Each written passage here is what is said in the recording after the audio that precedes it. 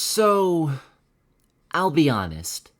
I've been really burnt out lately. My personal standards for writing and editing videos have gotten so high that I just get into this rut of never actually wanting to make any of them. And that sucks for all of us. It sucks for you guys because you're not getting the content you subscribe for, and it sucks for me because I'm not uploading anything, and therefore my channel is falling off in the algorithm. It's rough. So I really wanted to try something new, and hear me out on this one. I really like Jojo's Bizarre Adventure. Actually, let me clarify that further. I really like Jojo's Bizarre Adventure Part 5, aka Golden Wind, aka Vento Doreo. I like all of the other parts that I've seen, but Part 5 is just kinda special to me. Everything about it just really clicks with me. Characters, character designs, the use of stands, the background art, the music, the turtle, it has a lot to like. And if I were to give you a quick spoiler-free synopsis of the season, I would describe it like this. We're in Italy, and with Italy comes the Mafia, except this Mafia organization is especially dangerous because most of their members have stands, which, for the uninitiated, are manifestations of the fighting spirit that give people a varying range of abilities. Main character Giorno Giovanna can create organic things from inorganic things, and there's a few idiosyncrasies with that. Bruno Bucciarati can create zippers on pretty much anything, and if you think that sounds lame, then you clearly didn't hear what I just said. Pretty much anything means pretty much anything. Alas, not every stand is a winner, and sometimes you end up with a pretty bad one. Carne, for example, got really screwed over, and I think this image speaks for itself. Now let me be clear, I am not writing this segment to advertise JoJo's Bizarre Adventure. There are plenty of other videos on YouTube that do that, and way better than I ever could, so not really much of a point. This is just me explaining why I like this series and why I want to talk about it. Because most of my fan base probably came from Total Drama or Disventure Camp or something else other than JoJo, I can't really count on everyone being up to speed. It's really good, you don't need to watch the other parts to understand the story, although it will enhance your viewing experience. It's like one of 3 anime that I actually bothered to pick up and watch. Now that is probably a sign that I need to watch more anime, but given some of the stuff I've had to sit through, I'm not sure about that. And with all of that said, we can finally talk about the dude on the thumbnail. Risotto Nero.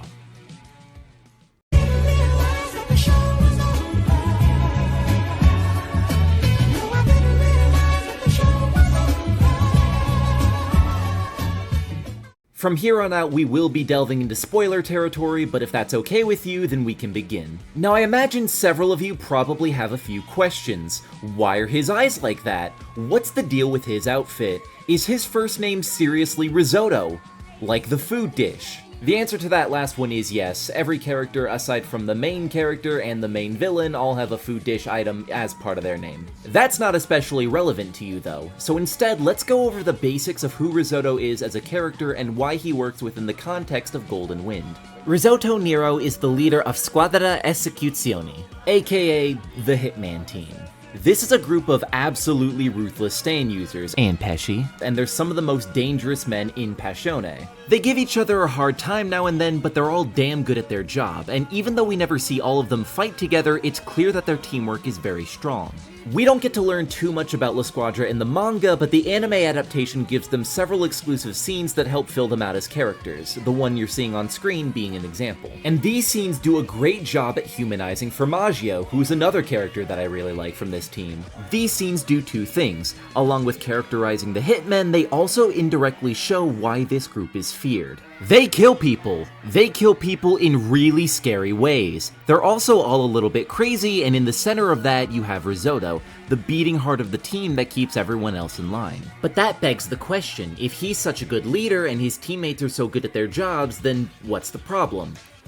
Funny story. Remember when I said that people in Passione fear La Squadra? Well, that includes its boss, Diavolo. Diavolo is an exceptionally paranoid man, and he is terrified of the idea of anyone killing him, overthrowing him, or even learning about him. And because La Squadra is so dangerous, he keeps them on a tight leash. Despite their work, they don't get a lot of money, they don't get a lot of territory to control, and they're only ever called upon for work when absolutely necessary. So Diavolo doesn't like La Squadra Squadra because they're untrustworthy, and La Squadra doesn't like Diavolo because he's not giving them money or territory. Everyone in La Squadra is upset, but especially these two, Gelato and Sorbet. These two are so upset that they try to do some digging to figure out the boss's identity. But as I just told you, Diavolo is the most paranoid man in Italy. He's not gonna let that slide. So one day, he sends La Squadra a care package. Look inside the frame! That's the same color nail polish Sorbet always wears! I've seen it before! He and Gelato use the same shade! Get the frames off and line them up.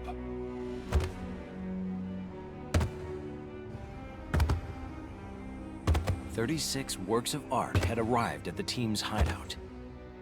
This can't be real. It's a joke! It's gotta be!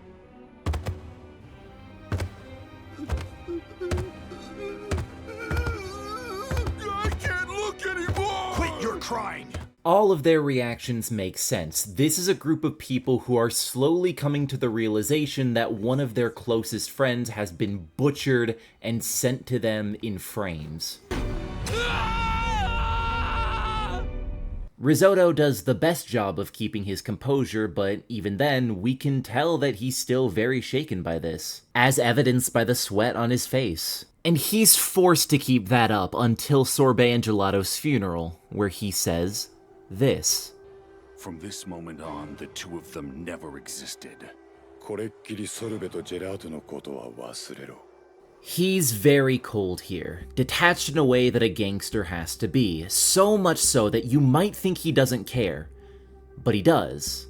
And we know that he does because he's the last one to leave the funeral. This 3-minute segment tells you pretty much everything you need to know about Risotto as a person. He's intense, he's serious, on the surface he's completely cold, and he has to be that way in order to keep his team organized. Because he knows that if they let their desire for revenge consume them, then they're just gonna end up the same way as Sorbet and Gelato. Part of me wonders who he had in mind when he said forget about Sorbet and Gelato. Don't get me wrong, I fully believe that he was telling the rest of the team to forget about what happened so that there was no further conflict with the boss. But I also believe that he was trying to reaffirm himself, because despite his outward demeanor, the loss of two of his close friends really does affect him. And that's why he stays so late at the funeral. The moment he leaves that funeral hall, he becomes the leader of the Hitman Team again, and the leader of the Hitman Team cannot mourn his allies. But Risotto Nero, the man beneath it all, has to. And he does here, giving himself as much time as he can to process and grieve over his friends before he spends the rest of his life without them. Bucciarati handles grief in a very similar way later in the series. Like Risotto, he has to prioritize their mission above all else. Leaving behind former allies and friends is difficult, painful even. But at the end of the day, they're still gangsters, so what choice do they have? Now this by itself would be a tremendous foundation for a main character. Risotto is absolutely a character who could carry a narrative either by himself or with the rest of La Squadra. The problem is, that's not what they are. Within the context of Golden Wind, La Squadra are minor villains. The rest of the team mainly exists to test the actual main characters and their resolve, Risotto being the only one of them that actually has a full name. So with that description in mind, what do you think happens to them? You get one guess. Watching La Squadra get slowly picked off one by one really fucking hurts, man. The fight scenes are animated beautifully, and they absolutely give Team Bucciarati a run for their money, Prosciutto and Pesci especially. But it really sucks to see this very likable group of hitmen bite the dust when they very easily could have been the heroes of another story. And I do mean that. Obviously, they kill people, that's part of their job description, but despite that and several of their rough edges, I don't think any of them are outright evil. Apart from Malone, we don't need to talk about Malone. My point is, despite being antagonists, they're still victims of Diavolo, and like the protagonist, they want to take him down. Now, admittedly, their motivations aren't quite as altruistic as Giorno's, but you can still see where they're coming from. Naturally, you want them to succeed, you want them to get revenge for their friends, but instead, at every turn, more of them keep dying and you can't do anything about it. That might not be how everyone felt during the La Squadra arc, but it was certainly how I felt. And at a certain point, it was probably how Risotto felt. There's this one scene that I could easily be reading too much into, but I think it epitomizes this point very well. By this point in the series, most of La Squadra is dead, and only Ghiaccio and Risotto are still alive, their goal still the same from the very beginning. Bucciarotti's gang is guarding Trish Una, the daughter of the boss, and by far the best lead to actually finding the man. Risotto is adamant that Ghiaccio and Malone need to strike together so that they can overwhelm Bruno's gang and avoid more casualties. Unbeknownst to Risotto, Malone was killed by Giorno Giovanna, the one member of the bodyguard team who they had no knowledge of. The guy doing work on the computer is terrified of Risotto, but he's even more scared of the boss, so he tries desperately to convince Risotto to stop the chase. Because unless he miraculously succeeds in tracking down the boss, they're all gonna die. But Risotto has lost 6 men, he is frustrated and he is angry, and the computer guy starts pushing his limits. You're lucky I'm short on time.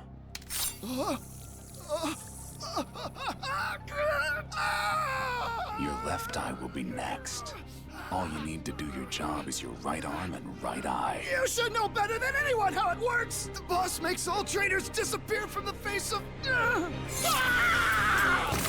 Now, granted, it wasn't very nice of him to gouge that guy's eye out. He's still a villain after all, but given how much he's lost and what he's still trying to protect, hearing, "Hey, the boss kills traitors, you should back off," is probably the last thing he wanted to hear. Still, that nail trick was brutal. I wonder how he did that. You'd think that with a setup like this, we'd be building up to a climactic final battle between Risotto and the heroes.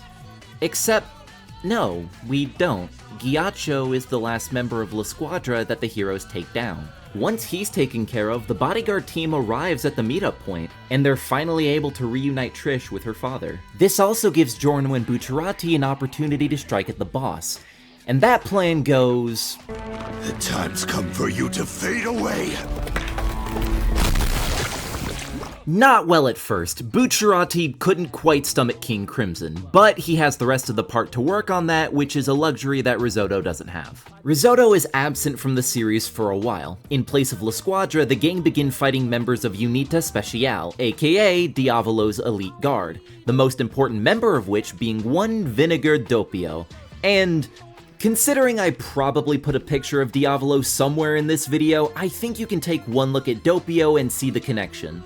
You might first think that they're brothers, or father and son, or related in some normal way, and to that I say, no. It's not an accurate portrayal of DID, but this is JoJo's Bizarre Adventure, I don't think it was trying to be. The important thing is that Bucciarotti's gang and Doppio are in Sardinia, which is a very important location for figuring out Diavolo's identity. And the main characters were only able to get there in the first place due to Abbacchio's very unique stand ability. So surely they're the only threats that Doppio needs to worry about, right?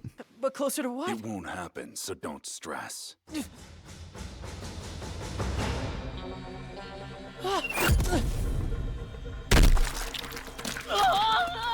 Over here.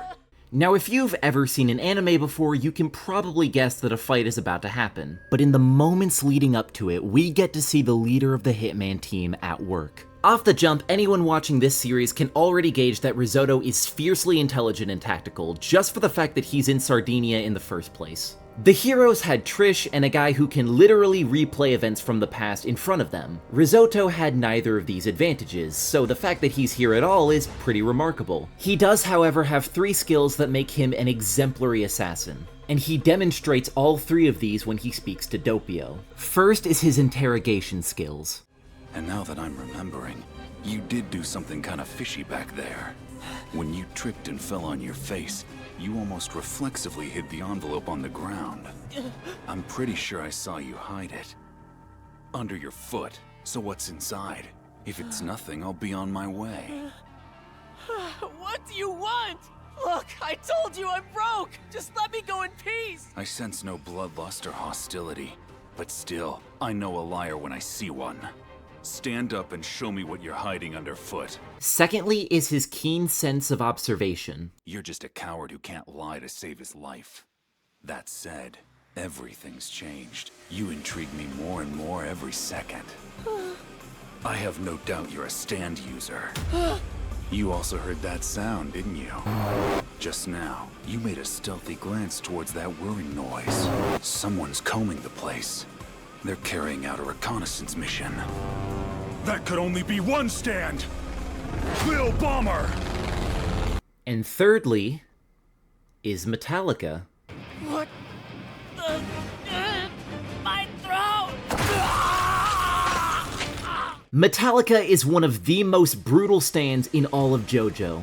It has the ability to manipulate iron within about a 30-foot radius of Risotto. And the really funny thing about that is that iron is everywhere, including the air you breathe, the dirt beneath your feet, and the blood flowing through your body. And this is how Risotto faces an opponent. By creating razor blades, needles, and a fucking pair of scissors within Doppio's own bloodstream. If you're a stand user, then there are a lot of painful ways for you to die. You could get electrocuted, you could explode, you could get flat out erased from existence, or you could get stuck inside a pylon for all eternity. But I don't think any stand before Part 5 can really compare to the visceral, bloody torture of Metallica. Now, I know at least one of you out there is thinking something like this. Oh my god, that's so scary, but like, what happens when his target runs out of iron? That's like bad for him, right? Well, you see, the thing about that is that the iron in a person's bloodstream is vital to them producing hemoglobin. When a person is running low on hemoglobin, their blood starts to lose the ability to carry oxygen to the rest of the body. Your body cannot function without either of those things. So if Risotto leaves you throwing up razor blades and you don't have iron supplements on hand,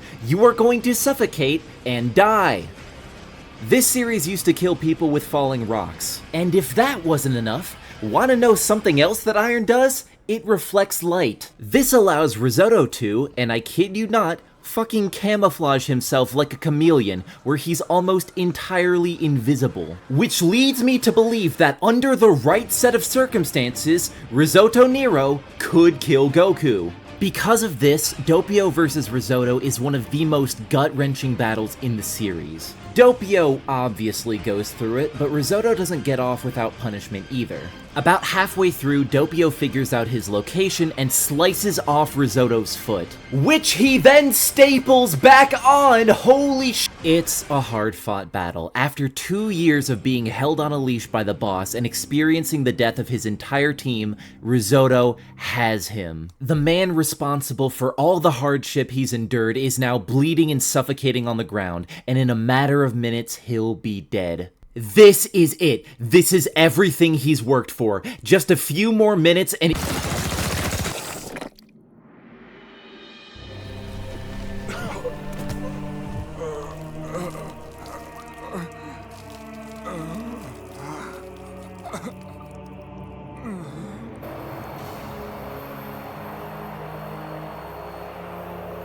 Narancia's Aerosmith is able to track targets based on their breathing, and because Doppio/Diavolo can't breathe correctly due to the loss of hemoglobin, the only person really breathing on that hill is Risotto. Bleeding and beaten on the ground, Risotto can no longer fight, and as Diavolo's body recovers, it's clear that he's won, the king lording his victory over the jester who dared defy him in his own court. But Risotto is not a jester. He's a gangster. Murderers who took the lives of your dear teammates. Such abject weakness would only bring shame to them as they rest in the beyond. I won't die. What are you muttering? You'll have to speak up. All I want from you is my iron, Risotto Nero. I'm telling you that I'm not dying alone. His stand may have flayed my flesh, but it all works out. 'Cause those chunks, the ones with my essence that are scattered everywhere, will let me use them to drag you to hell! Now fire, Lil Bomber. Die! Using Metallica, Risotto is able to take control of Aerosmith, using his last reserves of strength to pull Diavolo in, right into the line of fire. If those bullets hit, then they both die together. It's perfect. It would be, if not for King Crimson. We've seen King Crimson in action by now, and we've learned about its ability to erase time, which is somewhat complicated to explain, but it essentially works like this. Imagine you press the L key on a YouTube video and it skips forward 10 seconds. Everything that would have happened within that period of time still does happen, everyone will meet their fate. Except for Diavolo, who can change his own fate to suit his needs. In this case, taking just enough time to avoid the oncoming bullets. Diavolo can defy fate. Giorno Giovanna would learn to defy fate in time. But Risotto Nero cannot change fate. And so, he dies. When you ask people what the saddest deaths in Jojo are, you're bound to get a variety of different answers. Kakyoin, Avdol, Shigechi, Abakio, Narancia, maybe even Jonathan, and these are all sad. These are all characters that I grew to care about over the course of their respective parts, and when they died, I was torn up about it. But there was a silver lining. They were survived by their friends and family who fought for their legacy and were eventually able to avenge them in the end. Risotto doesn't even have that. He dies on that hill with his only company being the man he hated more than anything in the world, and the heroes only ever find him as a corpse, and that just... Fuck, man. That hurts. Risotto Nero was a brutal hitman, but he was fiercely loyal to his allies and cared about them to no end. One by one, he watched as they were killed by another group of gangsters who worked for the man that he hated. Failure after failure, Risotto is the last one standing, and despite all the odds, he brings Diavolo to the brink of death. And then, just as his victory is assured, after everything he went through, it's all taken away from him. With even his last mission, his last desperate plea to not die alone, failing to come to fruition, because it wasn't fate. According to his backstory, Risotto's cousin was killed by a drunk driver when he was only 14. The driver went to jail, and 4 years later, Risotto assassinated him in the name of revenge. This is how he was inducted into the criminal underworld, acquiring his stand years later. It seems to me like ever since his cousin died, Risotto has never been able to rest, never been content with his life, never been able to move on. So why? How did this man, who tried so hard, who had so much resolve to see his goals through, end up failing in the end? I think the reason for that is ultimately because he didn't have the right motivation. Every reason that Risotto had to hate Diavolo was self-motivated. He treated them poorly early on and was partially responsible for their deaths later, but neither of those things affected anyone outside of La Squadra. By contrast, Giorno's entire reasoning for joining Passione in the first place was to prevent the selling of drugs, especially to children. He aimed to bring about change to Italy that would leave it a better, safer place, and upon becoming the new head of Passione at the end of the part, we remain hopeful that his vision will come true. But that was never a priority for Risotto. Despite rebelling against the system, he was still a part of it. He never focused on the bigger picture, and as a result, he was never able to break out of that mold.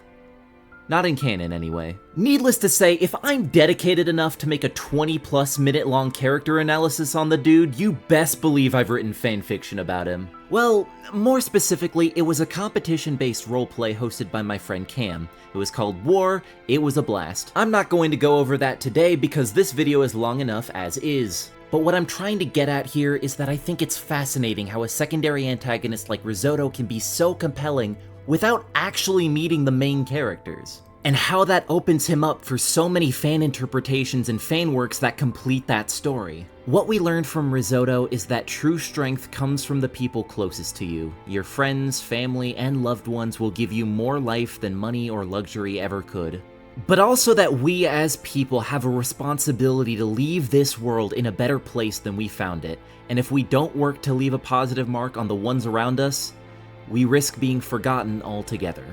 That is Risotto Nero, my favorite character in JoJo's Bizarre Adventure. And if you came to this video for a technical analysis, then you can stop here. If that's all you came here for, or if you live in my house, please go away, because I had to save this last part at the end for a reason. If you don't like what you see or hear, that is entirely your own fault. Okay, so there is one more reason why I love risotto so much. I know the ladies already know what's up, but fellas, if you need someone to tell you what's going on, here goes. Risotto Nero is ungodly attractive. Holy shit, I know you've been looking at this man for the whole video, but really look at him. I don't know exactly what I can say without sounding like a total simp, but this man is unreasonably pretty. I think a lot of it is just the fact that he's a shredded goth man, which over the course of this video I realized is probably my type. And also the voice. I've primarily been using clips from the English dub, which I know is taboo in some circles, but I don't care. I love Risotto's Japanese voice, but Armin Taylor! Oh my. I don't know. There's something strange here. Gelato is one thing, but Sorbet definitely likes his money. You can always count on that one to show up in time to claim his cut of the pie. How the fuck is his voice simultaneously gravelly and intimidating and also silky smooth and comforting? This is witchcraft. I feel like Risotto is a very popular character among female fans because comparing the fan art of Giorno to the fan art of Risotto, I can tell that the latter was made by a lot of girlies and gay dudes who think like I do. So in conclusion, so that's gonna be it for this video. I had a lot of fun writing the script for this one, and it was nice to talk about something new for a change. If this is your first time watching my channel, then, thank you, you caught me at a weird time, but I'm glad you're here. If you like my stuff and want to see more, consider leaving a like, comment, and subscribing to the channel. I've been dealing with a lot of real-life stuff recently, so making videos has gotten a lot more difficult, and your support really does help. With that said, I think I've just about run out of things to say, so I'll see you all next time. Bye!